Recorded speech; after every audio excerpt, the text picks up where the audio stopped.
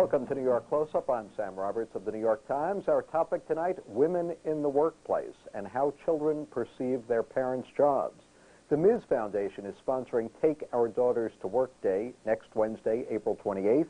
Companies throughout the nation and in New York, of course, are preparing to greet young visitors who'll get to see adults in a very different light. At the New York Times, kids will get to put out their own newspaper, in fact. Our first guest is Marie Wilson, the president of the Ms. Foundation, and we'll be joined later by Katherine Wise Goldman, author of My Mother Took Me to Work and I Turned Out Okay, just published by Ballard Books, and her mother, Lois Wise, author of Grandmother's Treasures, Reflections and Remembrances, about to be published by Crown. And of course, because it's Thursday, it's again Brian Miller time with tips on restaurant with gardens later in the program. Welcome back. I'm Sam Roberts of the New York Times with Marie Wilson, president of the Ms. Foundation for Women, and we're joined now by Lois Wise, author of 51 or so books and a monthly column in Good Housekeeping. Her latest book will be published by Crown, Grandmother's Treasures, Reflections and Remembrances, and Katherine Wise Goldman, her daughter, who's author of My Mother Took Me to Work and I Turned Out Okay, just published by Ballard Books, in fact coming out officially April 28th, the day of Take Our Daughters to Work. She's also the mother of 2 children. Katherine, do working mothers make better mothers? Working mothers are different kind of mothers. Working mothers are not better or worse than any other kind of mother. It's just that they have to do all the things that the mother who stays at home does, plus do their job. And how does that affect each of the other roles? Well, I think what it means, I have one section of my book and it says, working mothers will give up a limb for their children. It's just that they have to arrange for time off first. Right. And it means that, you know, all mothers will lie down on the railroad tracks for their kids, but if you're a working mother, you have to figure out, you know, how am I going to get there, how am I going to get my kid there, and, you know, all those sorts of logistical things. But just given the time that all those things take, as Marie was mentioning before, just raising children is more than a full-time job in and of itself. Working outside the home or working for pay in another job, the tension between those two, the time, the effort, the emotional strain, doesn't that affect performance in one job or the other or both? Or how do you keep it from not? Well, as my mother always said to me, working mothers can do it all, but not all at the same time. And I think that was pretty good advice. But I think probably the job is the thing that can be sacrificed most easily. Katherine, we know who your role model was, your mother. But Lois and Marie, did you have mothers who worked, who were role models to you, or did you certainly survive and thrive without that? Lois? No, my mother was a stay-at-home mother, and I don't think I ever heard of a mother who wasn't a stay-at-home mother when I was growing up. So if I had any role models, they were very famous women. I was enamored of Eleanor Roosevelt. I thought she was absolutely wonderful. I thought Dorothy Thompson was marvelous. And then because I wanted to be a writer, I thought Edna Ferber was wonderful. And I thought Laura Z. Hobson was marvelous. So those were my kinds of role models. I looked for women who were doing what I hoped I would be able to do one day. And Marie? That's interesting. Yeah, my mother was a dental hygienist because I'm from a working class family and we had to have 2 incomes, but like you, she was the only mother who worked outside the home, and I felt like I was being cheated in a certain respect, but I really went to work with her all the time.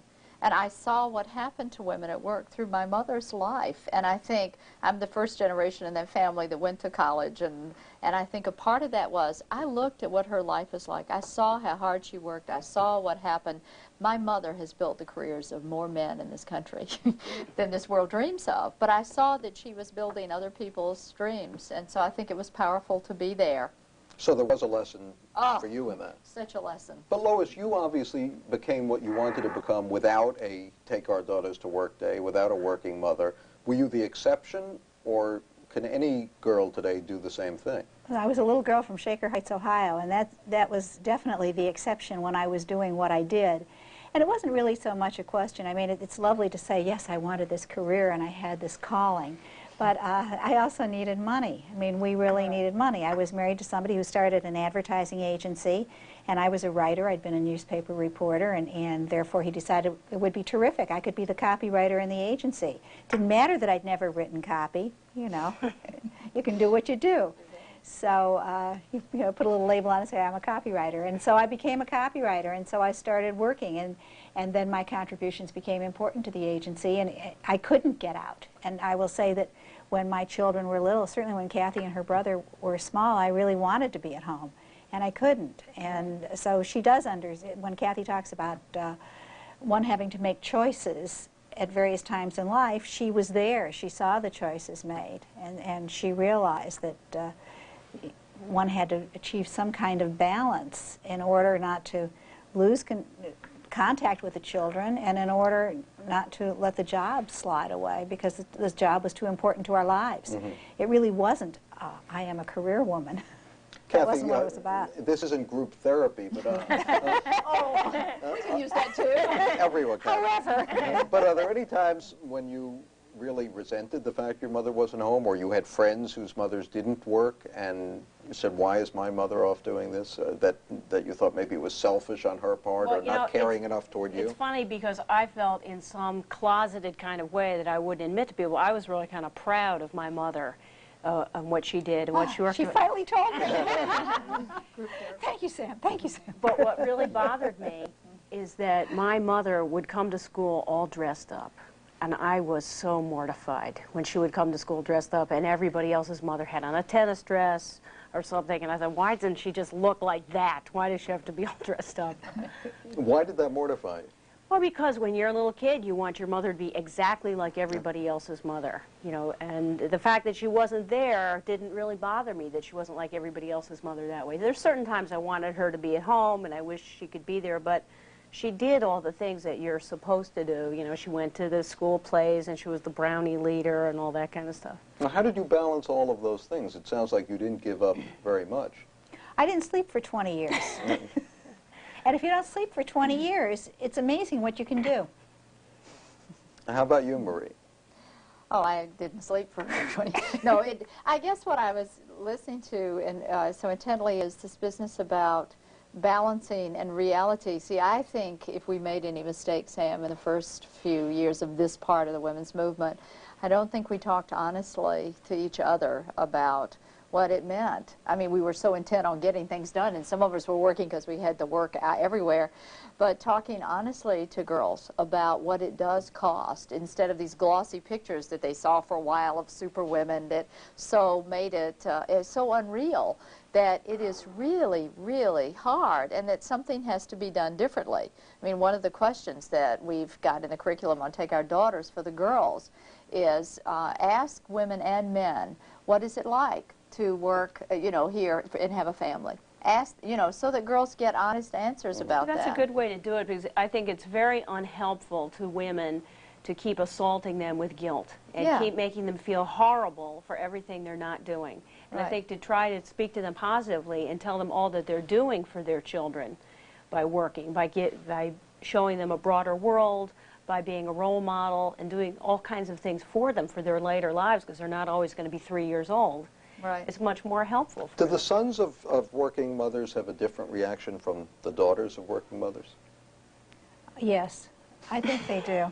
And I'll answer that. I do too. I think Jump right in. I think that sons have a very different attitude. I think that many sons identify very strongly with their fathers, and they really want that mother-wife to be at home, and they like the idea of that figure at home taking care of them. I mean, wasn't it Gloria Steinem who said years ago, all we need is a wife, all a working woman needs is a wife. I mean, you give her a wife, and then she'll really be able to function. And I don't think we really will have any kind of equality until we're willing to say to men, and how are you managing to have a job and be a parent at the same time? And I think we spend a lot of time talking to women, and we keep telling women, you know, you can do it, and here we'll help you do it, we'll help you do it.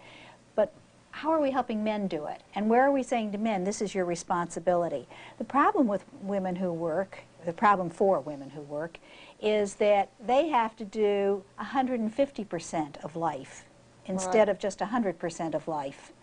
And they have to decide where that 150% is going to be. Sometimes it's 75 at home and 75 at work, and sometimes it's 110 at home and 65 at work. Right. But we don't ask men to do the same thing. As we grow more, though, into equity or partnership, or at least the perception of it, aren't working fathers going to feel more guilty as well?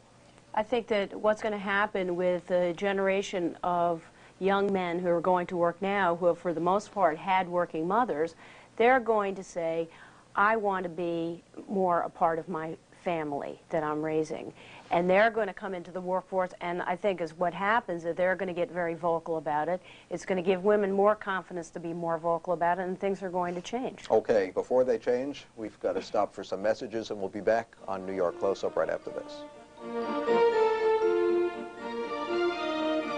Roberts of the New York Times, our guest Marie Wilson, president of the Ms. Foundation, and authors Lois Wise and Catherine Wise Goldman.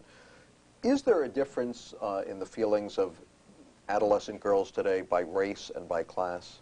Well, absolutely. The research has been very clear about the fact that African American girls do keep their sense of self-esteem longer, that young Latinas also keep their sense of self-esteem longer. Theirs, when it drops the worst.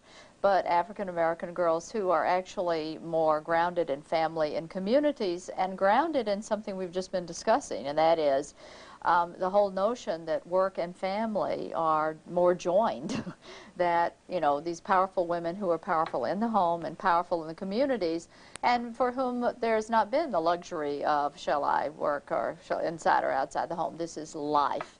And I think a more powerful role in terms of mothering, more respected role in terms of what it means to parent a daughter. Mm-hmm. And another difference that often seems to get obscured in a way in the early days of the women's movement as well, aren't there differences between men and women workers? I guess the most obvious being pregnancy, the consequences of it, although now more and more men are taking leaves after their children are born.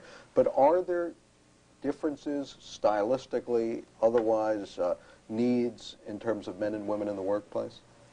Well, I think there are a lot of differences between men and women in the workplace. I think that women always assume that the child is her responsibility first, and the man always assumes the child is her responsibility first. And that's the major difference, is that men will assume some responsibility today, but they do not assume the major responsibility, which is what women do. Women just automatically say, I have the #1 responsibility with this child in terms of, is somebody there so he, she, we can go out. And also, we have so much more divorce today. We have so many more sundered families that we're dealing with many single-parent homes. And generally, the child ends up with a mother. So the mother does have the more constant care of the child. And particularly when you get into African-American and Latino families, you do have a lot of families where there's single parents. Well, we have lots of single-parent families everywhere. I think what absolutely. More than 50% are single-parent families everywhere. Right. But it's even higher in those areas. I mean, if you look at the numbers, and that's not my opinion. Yeah. Is it harder or easier to be a working mother today than it was when both of you started working? Oh, I think it depends on which exactly you're talking about, the support systems. I think I'll speak for you. Yeah, speak for us. Let's let the young woman here I speak. think that there's a lot more support now. I don't know what kind of criticism you encountered, but I know that my mother encountered a lot of derision from other mothers, the mothers of my friends, and people who would ask me how it felt being an orphan, you know, that sort of thing. And I think now there's so many women that work, you can talk to a lot of people, and you can see what they think, and people will help you, and people will pitch in. And you know, in those times, you know, your neighbor would say, I'm not going to help her. She's not home with the children. It's interesting. Among your rules, the 12 principles of working motherhood in your book, My Mother Worked and I Turned Out Okay, no child ever fails to recognize mother when she comes home from work. The bad news is that your mother's not there when you get home from school. The good news is that your mother's not there when you get home from school. Working mothers do not have to ask daddy for money, neither do the children. What else did you learn writing the book, Catherine? I think that I learned, what was the most interesting thing to me to learn was that all people are really the same. You know, how you can read Shakespeare and say, gee, that really seems like people are today. Well, I had my certain experiences growing up. I went and talked to other people who had working mothers while they were growing up, and our experiences, while the specific circumstances were not identical, the feelings were, and our mothers were sort of similar kinds of people. in that time. You know, very independent women who were out there and, you know, made the lives that they wanted to make and created these really great role models for their children. And it's interesting, in the book you sort of dismissed the term quality time, saying that basically all the time should be quality time, and Somebody also made that word up. yeah, Quality time. is there About guilt. Right. is there a tendency to overcompensate for the lack of time in general by material overindulgences? Sure. I think mothers can tend to turn their children's rooms into peons to toy stores. I think all kinds of things happen, and you have to really watch for that. I think that you just have to realize that you can sit down and cut out things with your child or glue things or do something, and that's, you know, that's just fine. You don't have to be teaching them how to climb Mount Everest or something. Where do you find that we're talking mostly about career women rather than working women, or women who are working at a job rather than a career? Do you find that some women are embarrassed to take their children to work because of the jobs they have? You know, it varies. We have a lot of women who are in jobs that I think are not, quote, professional career jobs, that are part of this program, that are working as nurses' aides, who are working in factories, who are doing a lot of things that are excited both about bringing their daughters to their workplace. They feel integrity about their work and they enjoy their work. Are there people who want to bring their daughters and say, just as I learn what this is like? You know, this is hard work. I want you to see it. I think, and we were worried about that. When we started this program, we were more worried about it being perceived as a kind of careerist program.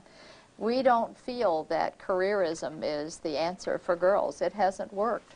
You know, what works is to have a way to live a life that allows you to be a person in a home and outside. So some of those choices are not some choices that maybe we made. I mean, not sleeping for 20 years is not an option.